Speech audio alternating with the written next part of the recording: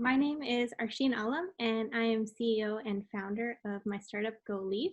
And what we do at GoLeafe is we've developed an eco-friendly, more cost-effective way of producing a material called graphene. We didn't discover graphene. It was first discovered back in 2004 in the UK, but under current production methods to produce this material, which is essentially just a single layer of carbon, it's actually very difficult to get carbon down to that atomic level, so it's extremely expensive, time-consuming to make. So what we've done is we have developed a new method of producing the material, and now that we have this cheaper, more eco-friendly way to make it, we can now explore the many product applications it has. So graphene's characteristics are it's really lightweight, transparent, extremely conductive, strong. So the two applications we're working on currently is a water desalination membrane, as well as an energy storage device. And so we so far have been a bootstrapped company and have been self-funded. So what we're pivoting towards now is, now that we have these proof of concept products, we are looking for partners to help us test and develop the products further and eventually commercialize, as well as we're looking at the traditional investor route. We get money and we develop and test them ourselves. So we're open to both. Beautiful. Arsheen, thank you very much for joining me. So I have to start with how did you start? I mean, how did you decide to go into this field? It seems it's very interesting. It's definitely something that's needed, but I want to hear your story about where did you start and where did this idea and concept come from? Sure. So when I was applying to college back in 2004, kind of ages me, I really wanted to study something where I could, hold on, I was applying to college in 2008, let's be clear. 2004. So I really wanted to study something that could allow me to one day create something that could alleviate some of the pains in the world that I had seen. So growing up, my mom's Pakistani, my dad's Indian. So we spent a lot of our summers visiting their hometowns, and they did a really great job of not just showing us the vacation side of things, but also how a huge part of the world lives. And one of the things that stood out to me from a very young age was the lack of access to clean water and electricity, which I took for granted being a Canadian-born and now American kid. So I discovered material science and engineering when I was looking at different majors, and I chose NC State because they had a very strong program. And while I was there, my undergrad research project that I did was developing low-cost water filters. So I ended up developing these water filters, even patented them, and started selling them in India to schools, orphanages, hotels, that type of thing. But very quickly realized two things. One being these filters were great for groundwater and river water, but not for salt water. And with 97% of the Earth's water in the oceans, we really needed a desalination technology. The second thing I realized was I have no idea how to run a business. So I ended up coming back and going to business school. While in business school, I started researching different desalination technologies, and that's when I read a paper by MIT that talked about this material called graphene. It was this wonder material, and it was going to solve the desalination problem. But that was years ago that they published it, and we have not seen that product on the market, and it's strictly because it's too expensive to make the graphene, to make the filter. So that's what led me into researching a cheaper way to make it, being carbon. And my undergrad research was all carbon water filter research related. So it took several years of R&D where we successfully extracted graphene from various carbon sources, and now we are trying to get that carbon embedded into some sort of a substrate to serve as the filtration membrane. So if you had to pick that ideal customer, who's that customer that would actually find this product to be useful and also a game changer for them? So I would want to partner with governments to provide this product to underserved areas, because countries like the Gulf, they have desalination, and even though it's very expensive, they can afford it. They have oil money. So even though they would be eager for this solution because it's more efficient technology, I would like to focus on getting this product to underserved populations, and they cannot afford to buy it themselves. So it would be the country's government who would deploy these systems for them. And talk about the maintaining, because a lot of different times I've watched a lot of different organizations wanting to help with this exact same situation. They come in, they do great work, they implement, and then they go away. And then the community cannot upkeep. So how easy would it be to maintain? Do you have to keep coming back? Is it a one, you come in, you outfit, and then you leave, and then these individuals are excited, but then now it doesn't work anymore? What happens next? So it would still have to be maintained by the municipalities. So that's why it's important that we develop that relationship with government or whoever will be deploying it, because they will need to maintain it when I'm not there, and the townspeople are not the ones to maintain like a village-wide system. Mm-hmm. Talk about the why. Like why this? Why now? So why now is our population's growing very quickly and our resources are limited. I feel like the next, huge, I don't want to say war, but I think it will be a struggle between countries to have water, because our groundwater levels are depleting, and water that we do have is salt water. So what are we going to do with it? So I think it's very important with our growing population to address this now. Also, the fact that our method is eco-friendly, I'm a huge proponent of climate change advocacy, and I think that it's great to develop new technologies, but if developing those technologies is causing more harm to the environment than good, then it's kind of counterproductive.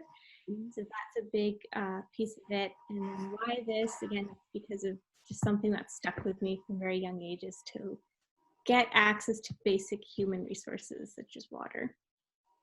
Outside of the municipalities, because we find that it's very hard, in some situations, it's very hard to actually have that partnership. Unless someone else does it first, they're not going to want to actually engage.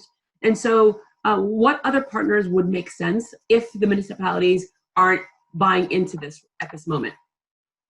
So this product could be made into a consumer product, like a water bottle. Like when you go hiking and you take those little filters with you, this could be a replacement for that kind of filter. It'd be a more long-lasting filter. And again, it's just carbon-based, so it's easy to dispose of. Okay. So we could address the consumer market to gain traction, which we could then use as leverage as, hey, look, our product works. Beautiful. So let's talk about you're a founder of a company.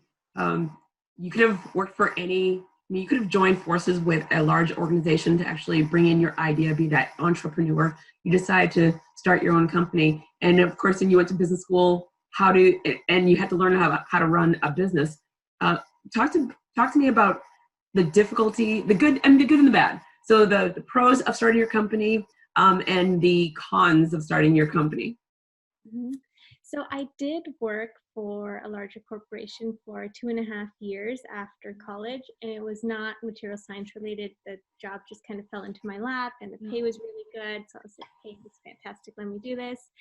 And the pros of having a job, traditional job, is the paycheck for sure, which I loved, but every day I felt like I'm not being challenged, or I'm not doing something that excites me, like I'm kind of a part in the machine. So I stuck it out for a few years, and I definitely commend people who do that, but I needed something more fulfilling. And I always planned to go to business school after getting several years of work experience under my belt, but after 2.5 years, I was like, it was after the first year-ish that I was like, I've had enough, I need to apply. So I started business school a lot earlier than I expected, and I went to Duke. And one of the huge benefits, Duke's a great school, go Blue Devils. One of the huge benefits of going to Duke was the entrepreneur community, the support you got there. And so I was working full-time and going to business school and still working on the startup. And if it hadn't been for my professors and my classmates that encouraged me to kind of take that leap and quit the day job, I don't know if I would have been able to do it as easily. So I think the community is very important when you're starting a business. You cannot do it alone. Even if you're doing all the work alone, you need the support. It's been very rewarding, but there's days where it's like, all my classmates are now making six figures, and I'm just sitting here and like hoping an investor will come through or this product testing will go well. So there's definitely ups and downs, but at the end of the day, I'm really glad I'm doing it, and I hope to do it as long as I can. I hopefully an investor will, support us to keep moving forward and kind of grow this company. It's so interesting because you mentioned something very, very dear to my heart that's happening right now. So 10 years ago is when I started my company, when the world was not as happy as it could have been. And then now 10 years later, we are in the same situation. And a lot of people are working from home. And those individuals that are in that, like the same position you were in, I'm there. I feel like I'm not doing enough. There's something that I clearly will have a lot more passion for. Maybe this is the time to start my own company. You made the leap. What would you say to the people that are actually thinking about making that leap right now? Make sure it's something you really, really care about, because even though I really care about this, sometimes I still doubt it. So if it was something I was so about, there's no way I would have been. It's been almost 2 years now that I've been doing it full time. 2 years. And how big is your team? Like, talk about the individuals that are supporting you, the individuals that are part of your team that joined on. Who are the people that are making sure that this product succeeds? So we have a manufacturing team that's just 2 people who do the graphene manufacturing, and then I work with a professor to kind of the continued research portion of it. And then my dad, whose background is in chemistry, he recently retired and has joined me full time, which has been awesome, but also a challenge to work with, a family member that you live with, you work with. But he's been extremely supportive. I'm sure you may have heard from Arsheen. We are a family of 3 daughters, so he's never let us feel like we can't do something that a son would have done. Yeah. And my mom is amazing. She's not officially part of the company, but she is the thing that keeps it going. She feeds us, is healthy. Would you consider your company a family-owned business now? In a way, yeah. That's one of the things where family-owned businesses, so a lot of individuals start their company and they don't realize that again, just like everything, there's the pro and the con of having family members come in, but a lot of individuals bring in their parents because of that knowledge, and that knowledge that can actually help your company grow as well. So if you were in a perfect world, let's just say that the coronavirus ended tomorrow, in a perfect world, what's your first day look like? You go back and we are now able to go back to a new normal, not the normal, but a new normal. What's your first day looking like? So first of all, we had to shut down our manufacturing because it happens in India, and India's been shut down right now, so we would start that back up. And then we were in the middle of conversations with a research organization that was going to do some testing and work with us. So that had to be put on hold. Their organization is closed down, so we'd start that back up. And we've currently been talking to a couple of different investors, and the thing with investors is I feel like it's almost a marriage. So you really need to know who you're going into business with. And I would make the trip to meet them. They would make the trip to meet me as soon as possible once all these travel restrictions are lifted. And I think that'll give us a lot more confidence in each other in moving forward. Fantastic. Can you sit there and talk about, so you started with the research work, you created this product, you know who your target audience is, your next day of when we are able to go back to leaving our homes. But talk about how you've pivoted. So what have you done?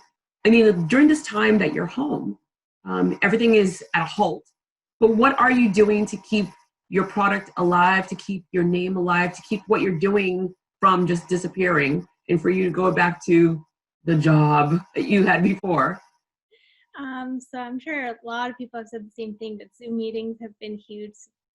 Still trying to keep that human contact alive with the different entities are working it, being the research organization or the investors, and even our team, our manufacturing team, who's not working right now, but obviously they're still on payroll because hopefully this will end soon, and they're definitely valued members of our team. So we're just keeping those conversations going.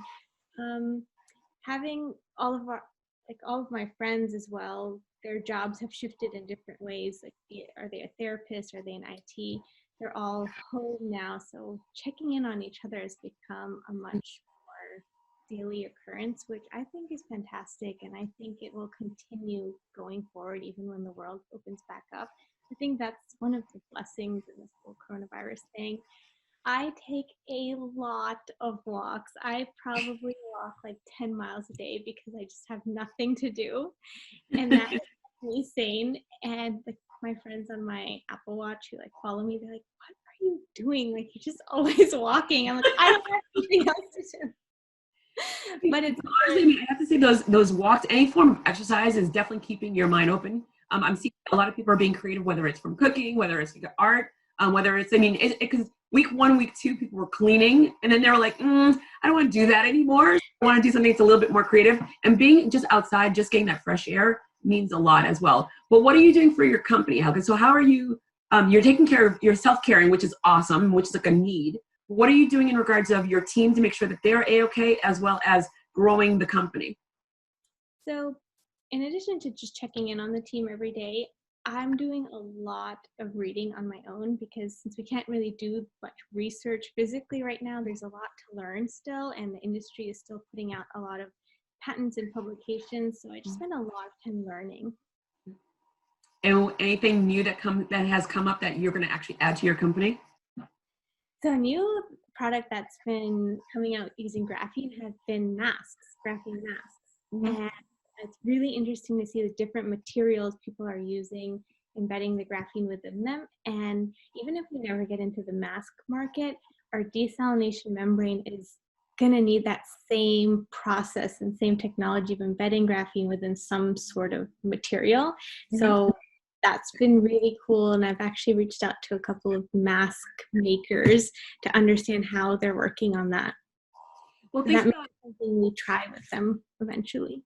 Well, I was going to say that that's a great idea, and it's a great thought, because a lot of individuals are finding this situation that the product that they've been working on, all of a sudden they're starting to pivot in different ways. And so think about when you go to college, you may have that in your packet. You're going to have a mask and you're going to have gloves and things. So what else could the product be used for? In addition to, so graphene is antibacterial, so it could be used in filters. And I think one of the things airlines should definitely start looking into is having graphene embedded air filters in their aircraft. And maybe instead of having, the ones that go across the plane, maybe you could have one on the back of every seat. I think there needs to be more measures taken for hygiene within airplanes. Since graphene can be embedded in any fabric, maybe have it somehow in the seat material because they don't clean those every day either. So the antibacterial property of graphene could be huge. That's fantastic. I mean, and I think that's one of the things where sometimes we, as the normal, regular people that are out there, we're moving so fast, and we are just not paying attention to. You're right. We're not paying attention to the seats that we're sitting on. Things aren't cleaned as they should be, and it's unfortunate that something like this had to happen, where now everyone is very, very aware of what's been cleaned and what hasn't been cleaned, but also the materials that are in our everyday. That, I mean, I'm a hiker. I mean, I go hiking, and I have those water bottles, and I have the filtrations. And I remember the water pitcher, that came with a little charcoal, and all these things existed, but we weren't thinking long and hard because we wanted easier, faster water bottles coming in, not knowing what's inside the machine, what's cleaning it or not. And to know that you're developing a product that can actually make it can make the transition of getting back into the normal, easier, and with less anxiety. So I always end every single conversation with an ask. And so what is something that you want to make sure that people are understanding of what your needs are, or what you want just like people just to know? I would like people to know that great to develop a new technology, but being young and not having necessarily the industry network yet, it would be so helpful for young companies to have access to a network of people in the industry, people who are willing to take a chance on a new technology, on a newer company. And like I said before, that's what we're doing right now, is talking to various investors. Some of those conversations are great, and some of them are, older male figures talking kind of down to you, and that really needs to shift. And even if that investor has a ton of money and a great network, it's not the right fit. So I'm definitely looking for a right fit in terms of background as well as personality. Beautiful.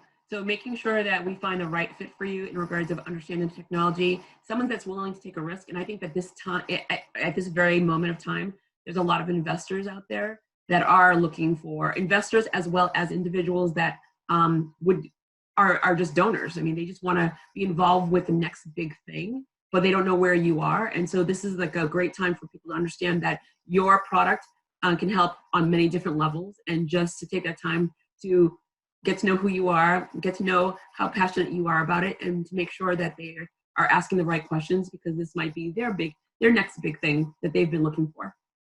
So thank you, Efren. Thank you so very much for your time. I mean, I really do appreciate it. And if you ever need anything, I'm gonna, after this is all over, and it's gonna be over, I'm gonna come back and speak to all of you that I've been talking to see what happened. I mean, what's the rest of the story? So thank you so very much. And I look forward to seeing you again. Thank you.